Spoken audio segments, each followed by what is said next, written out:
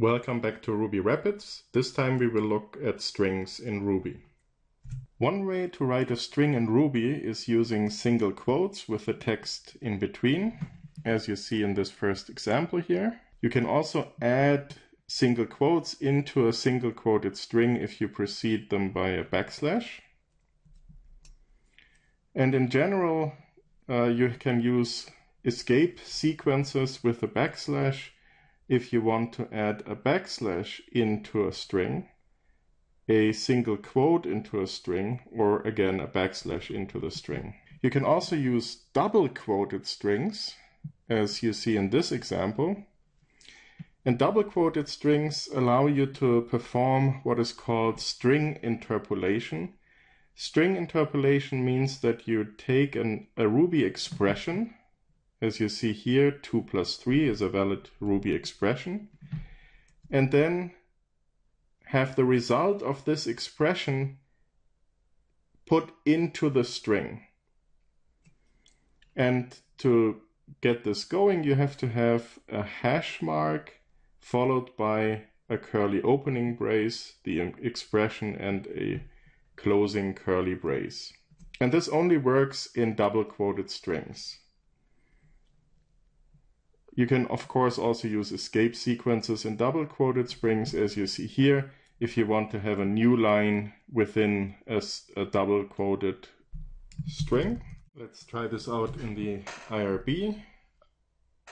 A single quoted string. And the result of this is a string. You see here that Ruby gives it back to us with double quotes, but both of them are strings. Now, if we want to have a single quote inside a single quoted string, it looks like this.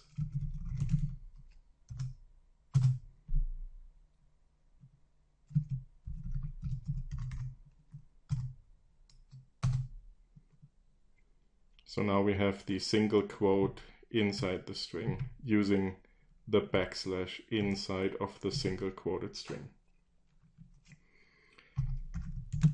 Now we can print strings, of course, using puts.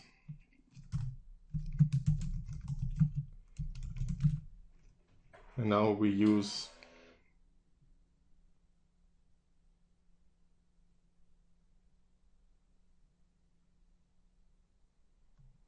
double backslash to get a backslash, backslash single quote, backslash backslash, symbols, and let's see what the outcome is. As expected, a string with backslash followed by single quote followed by backslash and then symbols.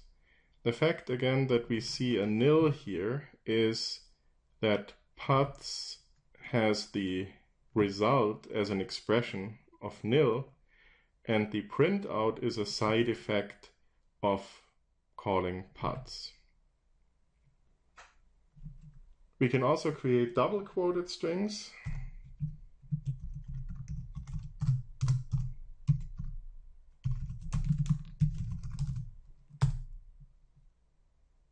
And we can use string interpolation. Remember, we need the hash mark followed by an opening curly brace, followed by the expression, followed by a closing curly brace. And so now we see that in the position where we have the expression, we see the value of that expression in the string that is returned here. And finally, we have line 1, and we use an escape sequence to get a new line, line 2. And so the string itself contains the escape sequence. If we end up using puts to print out the string,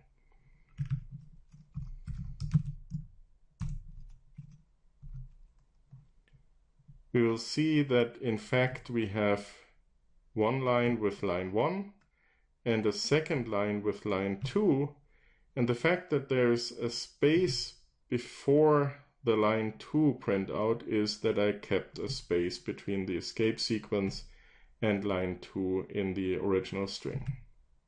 Ruby provides a number of operators and methods on string, and we'll explore these next in this screencast. So as a start, we will assign the string 1, 2, 3 to the variable s. So we can introduce variables in Ruby relatively freely. And so here we introduce a variable s and assign the string 1, 2, 3 to it. Similarly, we assign the string consisting of a single space character to the variable t here. And we assign the string consisting of the word for to variable u. And with that in place, we can now perform string concatenation, meaning stringing strings together in a row.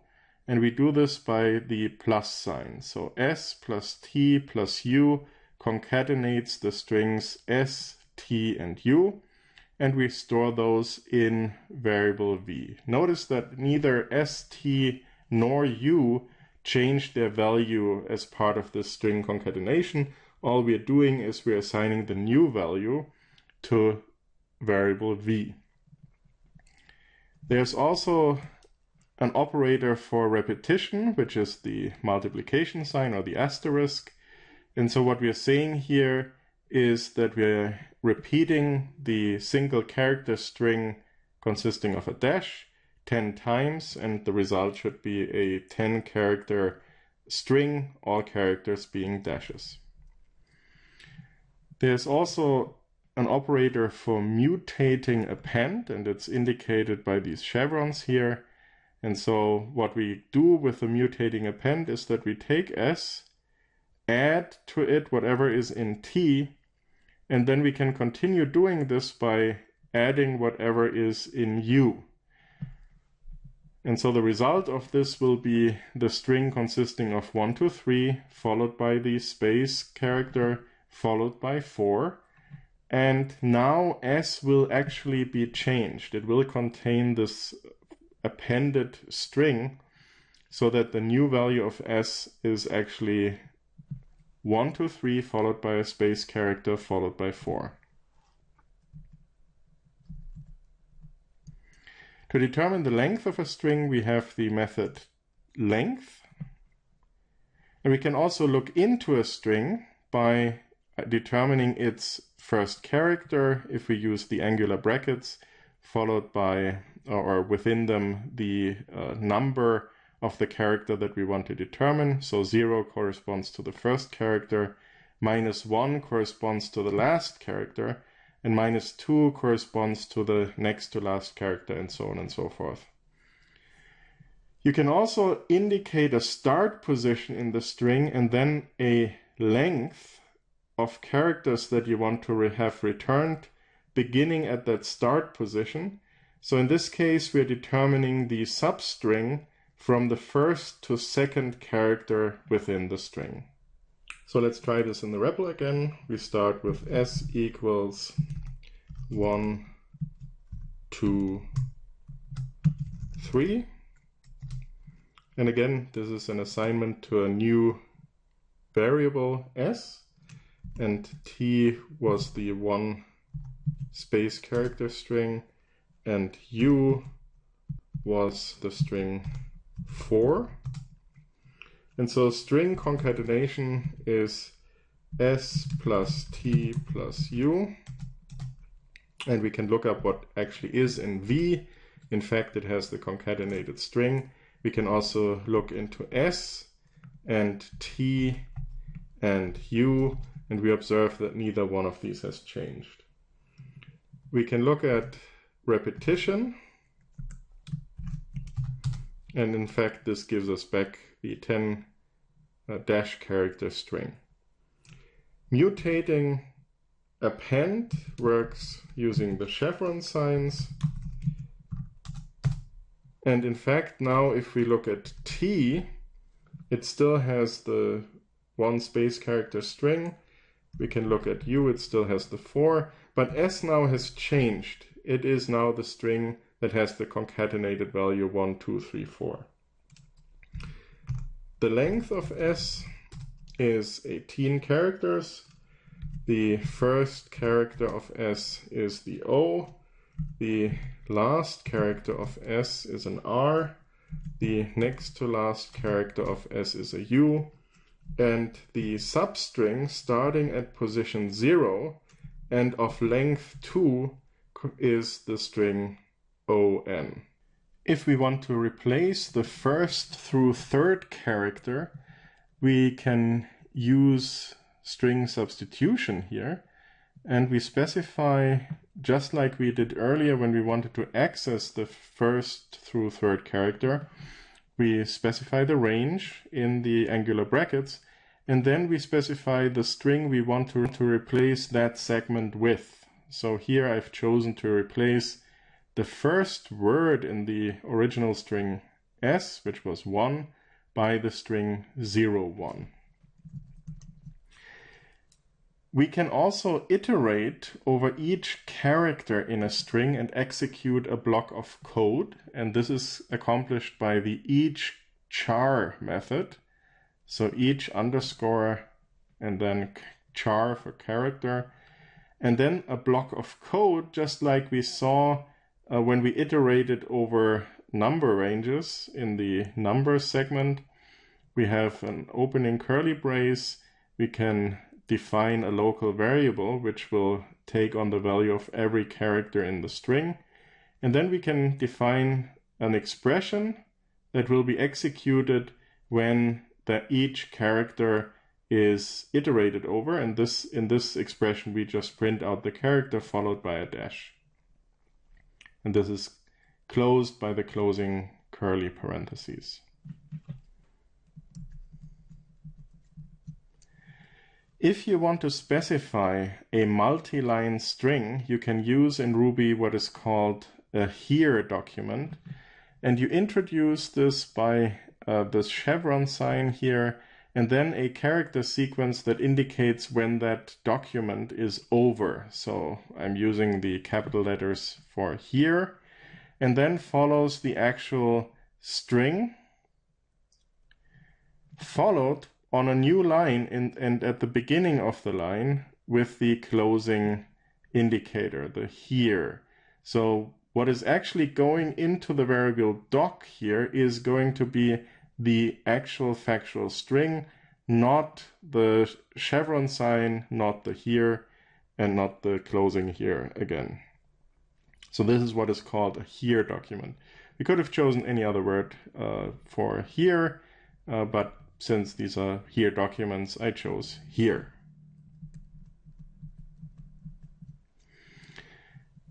Now we can look up if some sequence of characters is actually included in a given string. And so we can call the include question mark method and give it the string we want to look up. So here I'm giving the string 2. And since it's not contained in the here document that I just specified, we would expect the result to be false. On the other hand, if we use 3 as the argument to the include question mark method, we would expect it to come back with true.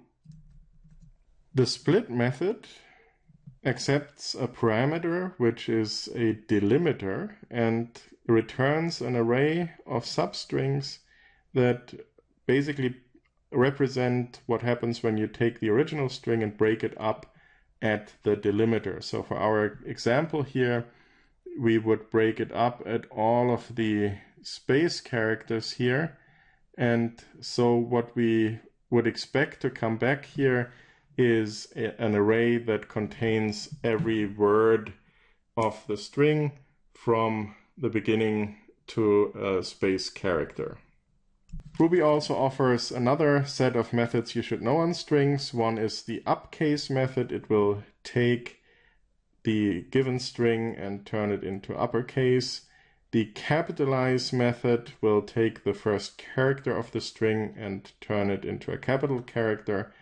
And then the swap case method will simply flip the case of all the characters in the string. So back in the IRB, let's try to replace the first 3 characters by a new substring s of 0, 3 equals 0, 1. And so if we now look at what s contains, in fact we see it's 0, 1, 2, 3, 4.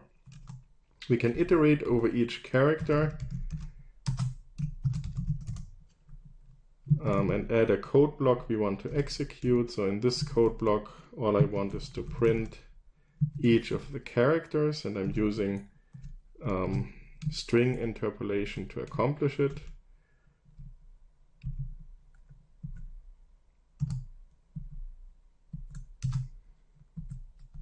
So in fact, what I get here is that each character is printed, followed by a dash. And because I used print instead of puts, I'm not getting the new line print out here. So this is why we have everything in a single line. Now I can try out the here document. So I'm assigning a here document to the variable doc.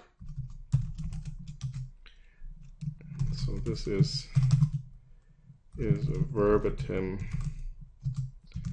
3-line string. And I'm terminating the here document by the same word I used to start it here. And so here we go. Doc now has in fact this value, and I can check whether this string called doc includes the word to, which it does not, but it does include the word 3. I can have it split at the delimiter of the space character. And the result here is an array, and we'll learn more about arrays in one of the next episodes of the screencast. So now we can go and say doc.swapCase. So again, doc itself doesn't change. We only get a new string back that has all of the characters swapped, and we can do doc.swapCase. So this is the new string, and we can send a new method to that new string, and we say capitalize. So this leaves turns the first character into a capital one, and the remainder part of the string is in lowercase. And we can do doc.upcase and get a string that has all upcase characters. This last set of methods I introduce here comes in handy specifically when you get strings from somewhere else and you don't know whether they have any escape characters at the end, such as carriage returns, etc. And so let's start with a string that actually has some of these. Here we have string s, which now has a tab character, followed by 1, followed by another tab character and a new line. And if you call the method jump on the string, it will remove any carriage returns and new lines, as well as combinations thereof at the end of the string. If you use instead chop, so if you call s.chop, it will simply remove the last character of the string. And there's a set of strip methods which remove white space either at the beginning, at the end, or at both ends, respectively. So you have lstrip, rstrip, and strip. And they are also very useful when you get strings from elsewhere and you want to remove the white space around. Some of the methods also have mutating counterparts. So if you add an exclamation mark or a bang symbol at the end of the method name, then it will actually change the string in place. So if we do s.strip, it will actually change the string rather than returning a new value for the string. There are also quote-unquote text processing methods that justify a given string within a character window. So ljust and rjust will justify the string within a 5-character window here, for instance, and center defines a character window. Here in this case it's a 5-character window, and pads around that window with the asterisk symbol here. So back at the IRB, we work with a simple string s consisting of tab character followed by 1, another tab character, and a new line. And if we call chomp on the string, we see that the new line is removed. If I call strip on the string, we see that all of the white spaces at the beginning and the end of the string have been removed. If I call, and then we can actually check that s hasn't changed when I called strip. If I call the mutating counterpart with the exclamation mark at the end, we again get the stripped string, but we can then look at s and we see that it has changed. Now we can call ljust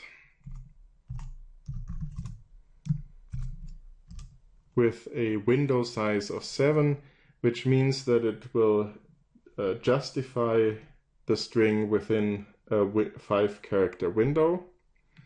So it's left justified, which had very little effect, except that it added the padding of spaces here. If we do rjust with a window size of 7, you will see that the string actually has moved to the right because it's now right justified. If we use s.center with a window size of 7 and the padding of a star or an asterisk, we will see that now the content of the string is centered within a 7-character window where the characters are padded by the asterisks.